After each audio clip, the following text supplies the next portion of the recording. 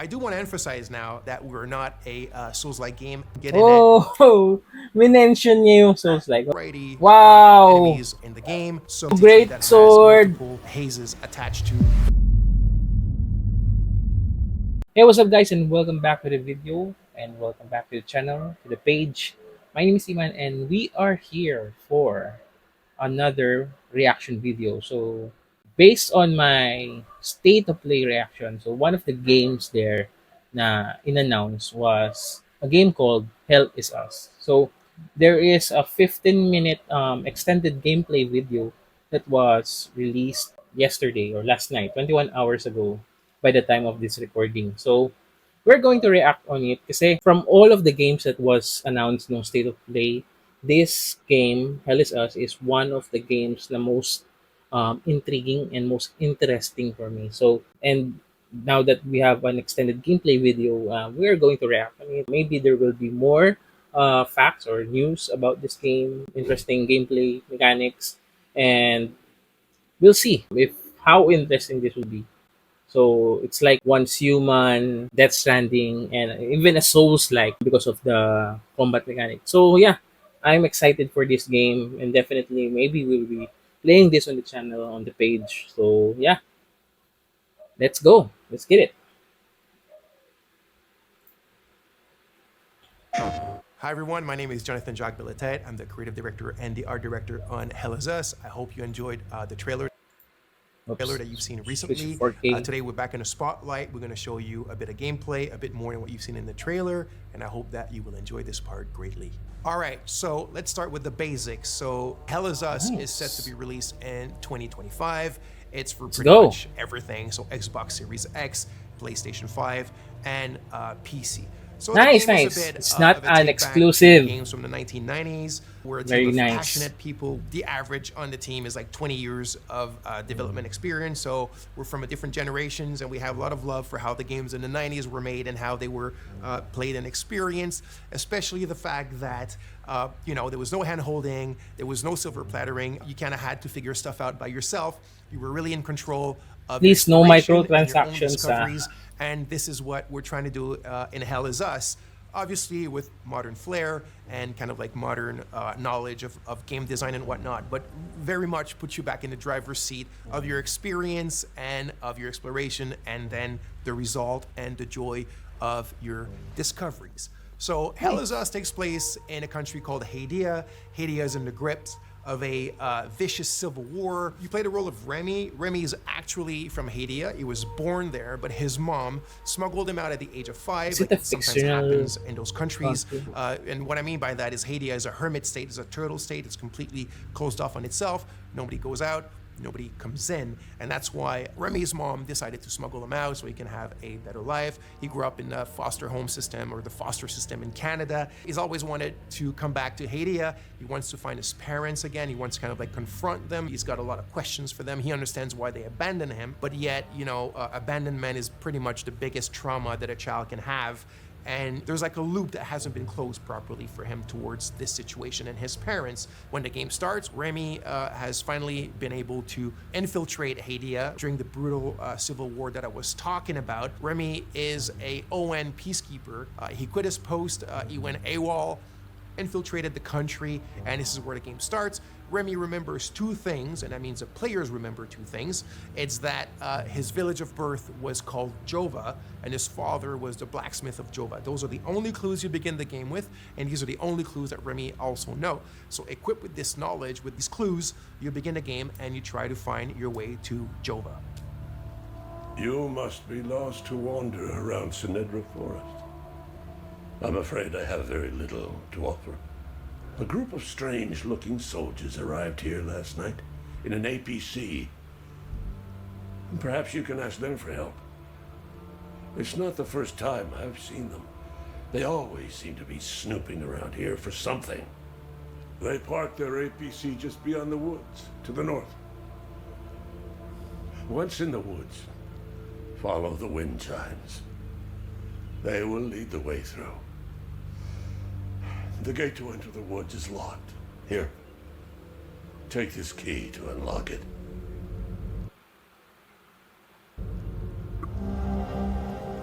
Okay. Okay, so let's talk about this design philosophy that I've mentioned earlier, which is, I said the word silver plattering is something that I had been thinking about for quite a few years, and the team as well, which is if you look at modern day or contemporary adventure games and RPGs, pretty much everything is given to you on a silver platter. What I mean by that is when you explore, everything appears in front of you. You have your compass on top of you that's like a sixth sense, like a magical sense that detects, all the caves and all the cool stuff around you and the towers and this and whatnot. It just appears magically, and you have your map, and you have your mini map, and you have your quest markers, and you have your objective markers, and you can drop your own markers, and you have your quest journals, and it just never ends. And if you think about it, what happens with that is that you're not truly exploring. You're just kind of like flying by wire, and when you find something, it's not really.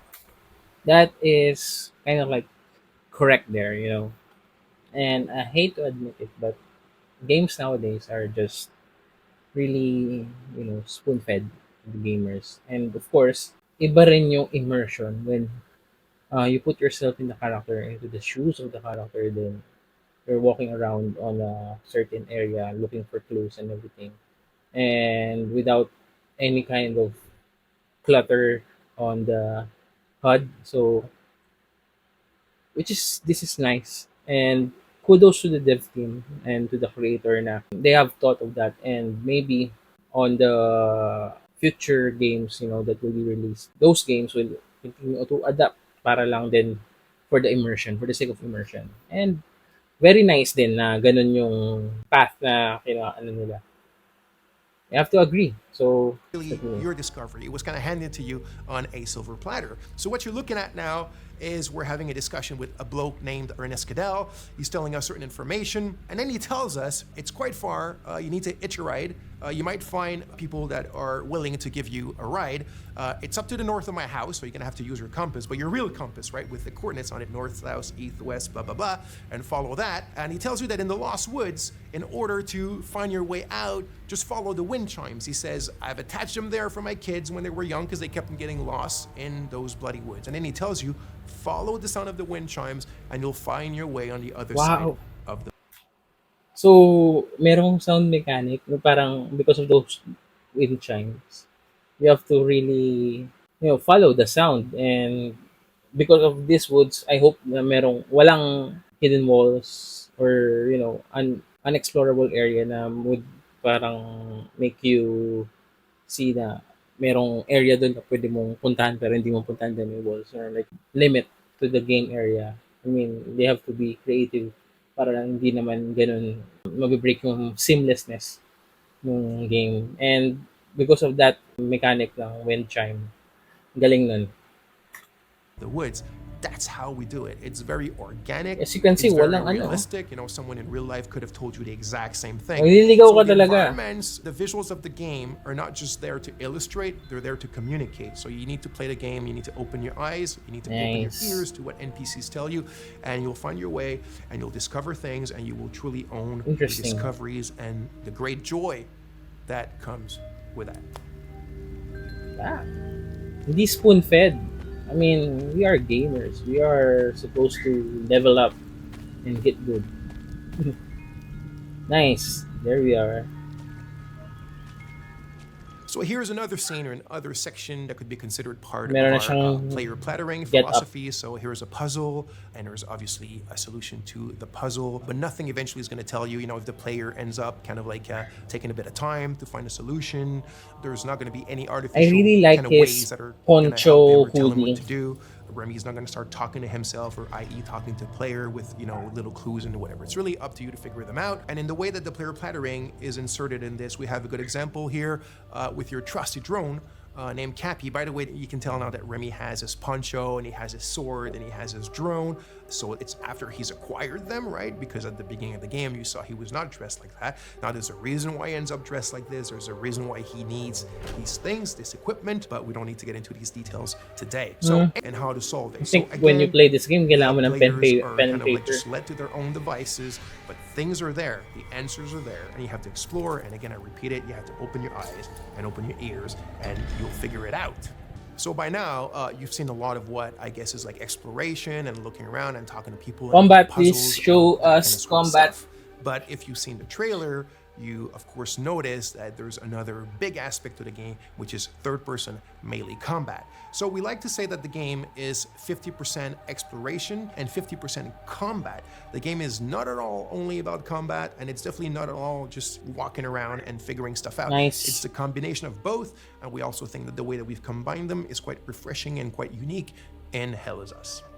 So, like I said, combat is an integral part of the game. I do want to emphasize now that we're not a Souls-like game. The game is a lot more mid-core. It's have fun, get in it. Oh, mention niya yung Souls-like. Well, Souls-like is really a genre now. So. And hack and slash. It doesn't mean it's easy. It's not overly hard. There's a learning curve. There's subtleties. There's little things that we've invented just Parang for Mortal the flair Shell. and the flavor of Hell Is Us. It's very crunchy. I think the friction is pretty good, and I hope you'll enjoy it. So there's a wide variety Wow. of enemies in the game. So we have Weapons. kind of like a more common enemy type, which we call the 𝗲𝗺𝗀𝗀𝗀. So it's these kind of humanoid, bipedal, white enemies that you can see here with the holes in their faces and their chests and whatnot. So obviously there's a reason why they're called 𝗲𝗺𝗀𝗀𝗀s, and there's different types of them and different kind of tiers of strength and powers. But when you're facing pretty much the biggest threats in the game, it's what we call like a dual entity. So it's like 𝗲𝗺𝗀𝗀𝗀 has a haze inside of it. So it's when the haze is present. I'm not going to get into the details right away of what the haze represents. It's all part of the lore and what you will figure out in the game.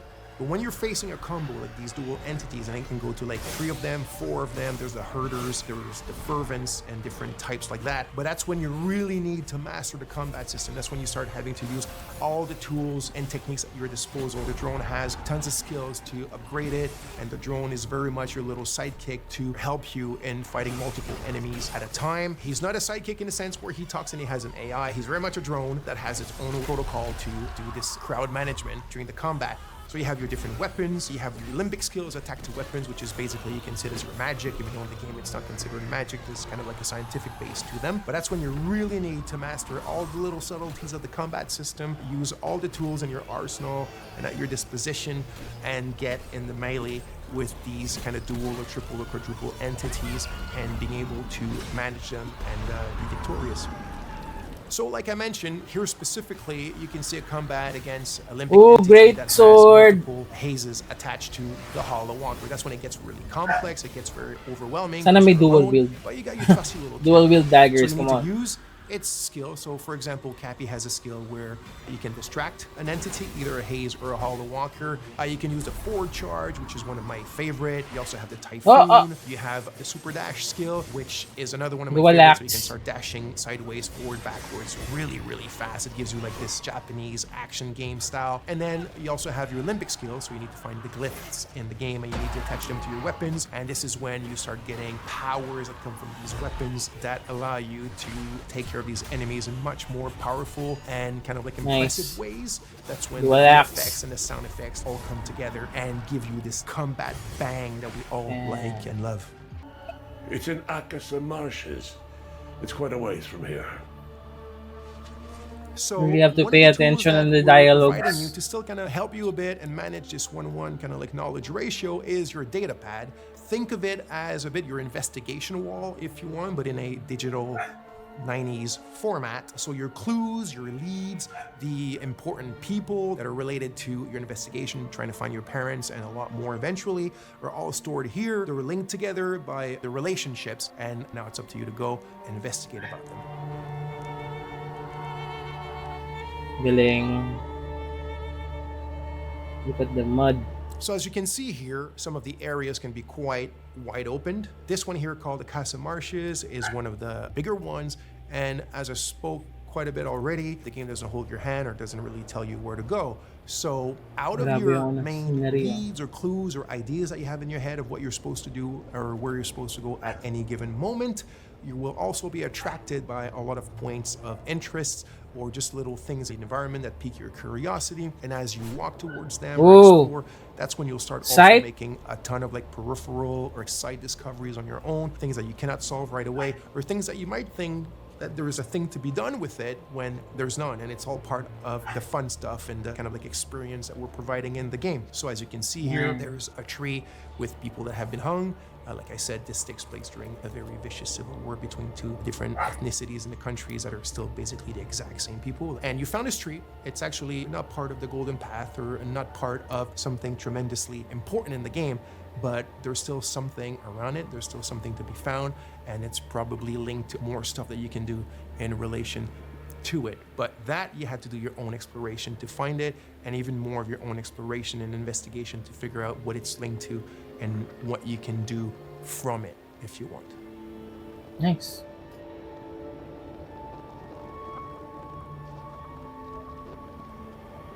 So here we are in a dungeon in the game. So yes, the game has dungeons. This was really important to us. Like I said at the beginning, there's a bit of a love letter to games from the 90s, but one of the challenges was the game takes place in a contemporary setting. The game takes place in 1993, and yet we still wanted dungeons in the game, and I didn't want the dungeons to take place in an abandoned metro station or, you know, in an abandoned factory because it's the modern era. I still wanted the dungeons to be very ancient things, and this brings us to another really important aspect of the game, or one of the very important themes of the game, which is history, historicity, deep history, so history that goes even before history. So there's a lot of mysteries and a lot of lore, and the origin of what's going on in the country and the link to the Civil War is all tied to that deep history and also what has happened since. I won't get into too much details because that will be part of another video for you guys, but you can see a bit of it here, and it shows you the varied palettes and moods and atmospheres that we have in the game, which also I think is something quite interesting and unique that we're doing in Hell Is Us.